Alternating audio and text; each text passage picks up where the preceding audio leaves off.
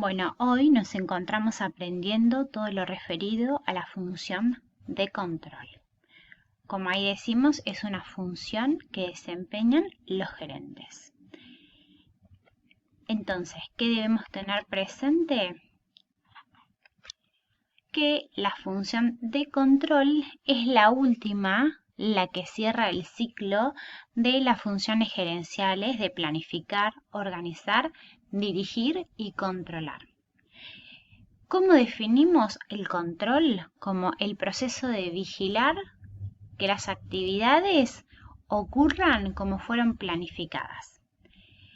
Por eso, justamente, es la función que cierra estas 4 funciones gerenciales. ¿Qué tenemos que recordar en este punto? Que planificamos metas, actividades con responsables plazos de tiempo. Esas cuestiones eran las que ponían en movimiento una estructura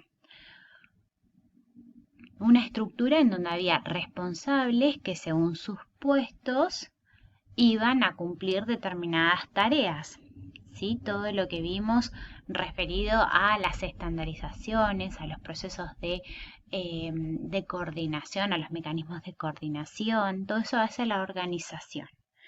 Bueno, después dirigimos a las personas para que estén motivadas, para que se les comunique qué es lo que tienen que hacer, para que haya delegación, que haya coordinación de esas tareas. Y bueno, entonces, ¿cómo cerramos el ciclo? Controlando. Porque nosotros tenemos que verificar que lo que estuvo volcado en los planes, cuando se puso en funcionamiento esa estructura de actividades y esa estructura de personas, no haya habido desvíos. ¿Por qué es importante el control? Para saber eso y para saber si tenemos que realizar ajustes en las planificaciones que se están controlando o en las próximas. De aquí es que retroalimenta el proceso de control las nuevas planificaciones. Algo que tenemos que saber es que pueden existir desvíos por errores, por cuestiones que de pronto no estaban previstas, como alguna catástrofe o cuestiones climáticas, por ejemplo. Errores que se pueden deber a maquinarias, errores que se pueden asignar a un mal desempeño de los empleados. Entonces esas cuestiones generan desvíos entre lo que se planifica y lo que realmente ocurre.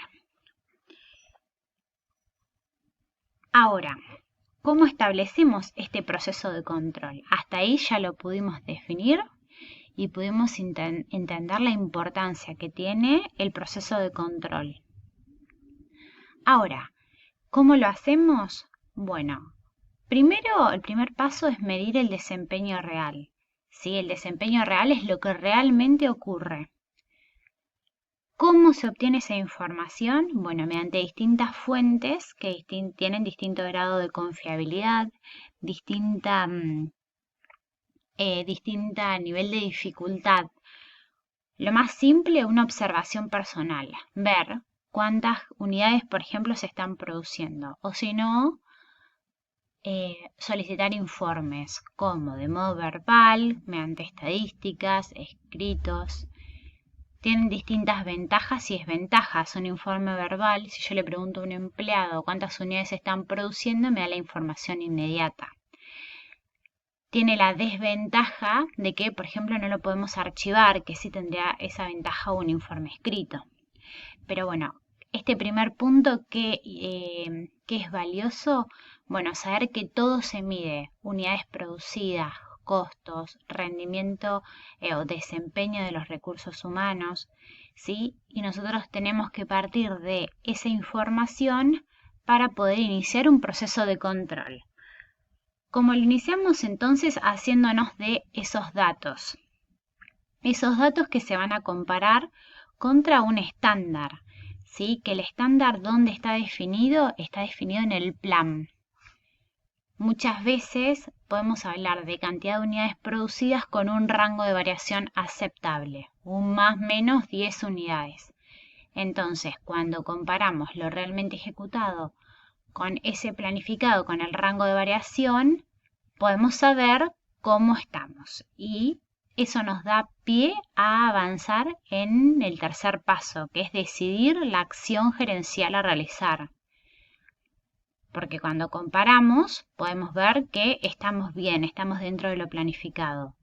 O puede identificarse que hay una diferencia entre lo que se planificó y lo que realmente ocurrió. Entonces, en ese caso hay dos opciones.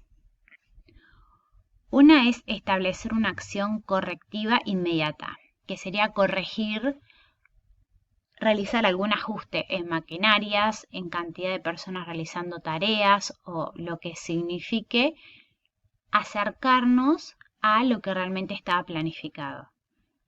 Bueno, y la otra causa lleva un poquito más de tiempo, pero es indagar la causa del desvío, ver por qué está ocurriendo esta diferencia entre lo que se planifica y lo que realmente se está ejecutando. ¿Sí? Es como que ustedes acá deberían recordar lo del bucle simple y el bucle doble de aprendizaje. Bueno, en una acción correctiva más básica que indaga las causas, se estaría aproximando a esto de el bucle doble y da información como para, no sé, si una máquina se descalibró, saber que la próxima planificación hay que calibrarla. Si de pronto nos falló un turno de empleados, saber que hay que realizar algún ajuste en esas cuestiones para la próxima planificación, ¿sí? Para no volver a presentarnos con esta diferencia entre lo planificado y lo ejecutado en la próxima instancia. ¿Sí? Entonces acá ya sabemos bien los 3 pasos para establecer el control. Ahora, la otra cuestión importante al aprender de control es hacer referencia a que nosotros podemos hablar de distintos tipos de controles. Una clasificación que se corresponde más con ver el tipo de organización.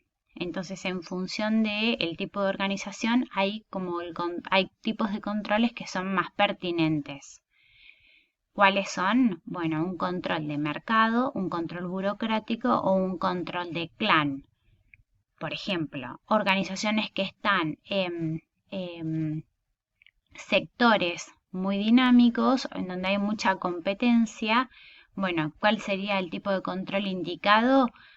El de mercado. ¿Por qué? Porque establece mecanismos de mercado externo. ¿Dónde pone los focos de control? Bueno, en ver cuál es el porcentaje de participación de las empresas, qué nivel de precios se están manejando, ¿sí? Pone los controles en esas cuestiones.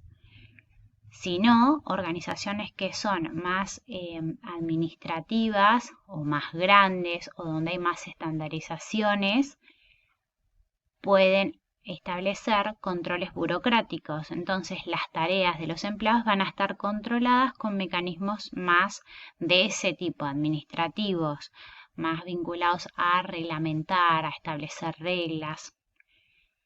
Bueno, y si no, organizaciones en donde es más importante los temas de ideología, de ritos, de costumbres, los controles más adecuados son los que están vinculados justamente a aspectos de la cultura de la organización. Entonces, mediante esas herramientas se controla las tareas de los empleados. Pero una clasificación que es la que más solemos hacer énfasis es hablar de tipo de control según el momento en el cual se establece el control. Que eso puede ser antes de que los empleados estén realizando las tareas planificadas, durante o una vez que ya se terminaron las tareas. Bueno, el ejemplo, por ejemplo, de un control preventivo sería, no sé, aceitar las máquinas antes de que se lance el proceso de producción. ¿Sí? Entonces, es un control en donde uno las aceita y se fija que hayan quedado bien antes de que las máquinas empiecen en funcionamiento. Concurrente, por ejemplo, es la supervisión directa. Ocurre mientras la tarea se está desarrollando. Se puede estar desarrollando una producción de determinados productos y mientras que se están desarrollando ir tomando muestras de la calidad, por ejemplo, ¿sí? Entonces se está desarrollando la producción y en simultáneo se está controlando cómo es la calidad de los productos. Y de retroalimentación sería el ejemplo de ya se terminó el proceso de producción, bueno, y va y se toma la muestra de la calidad en de esa tanda, ¿sí? Entonces, pero ya se terminó la producción, ¿sí? Entonces, esa de retroalimentación sirve para ajustar la nueva planificación. Pero sobre esa tanda de producción ya no se puede hacer cambios. De aquí que el concurrente muchas veces es más pertinente porque si hay algún desvío son menos los costos que se pierden porque se identifica antes el error. ¿Sí? Bueno, y después la otra cuestión importante es saber que cuando nosotros hablamos de control,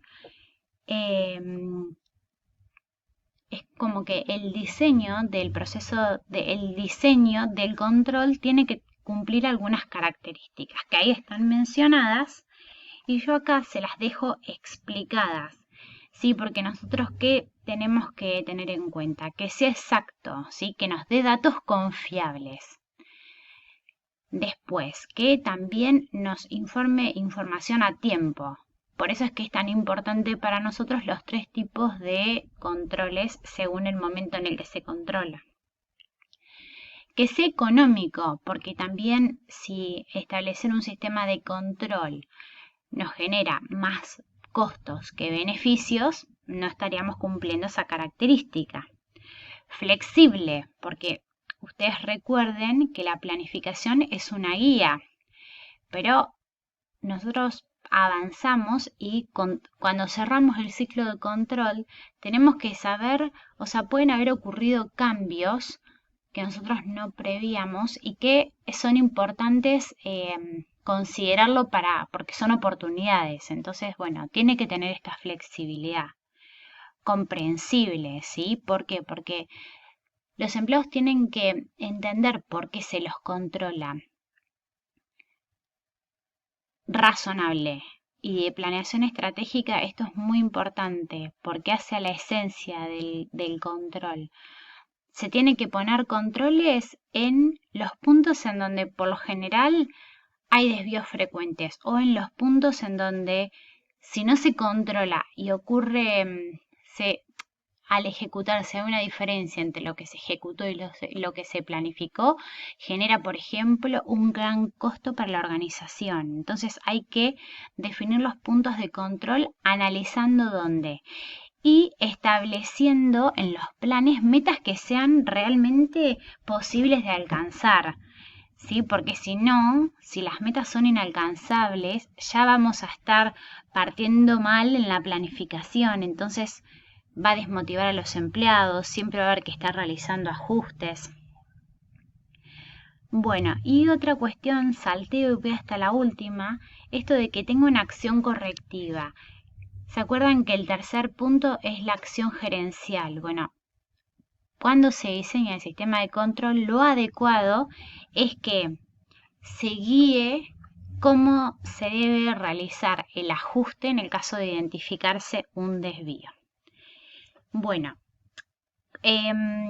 vamos a andar justitos de tiempo, pero con esta presentación estaríamos entendiendo los puntos más importantes del proceso de control.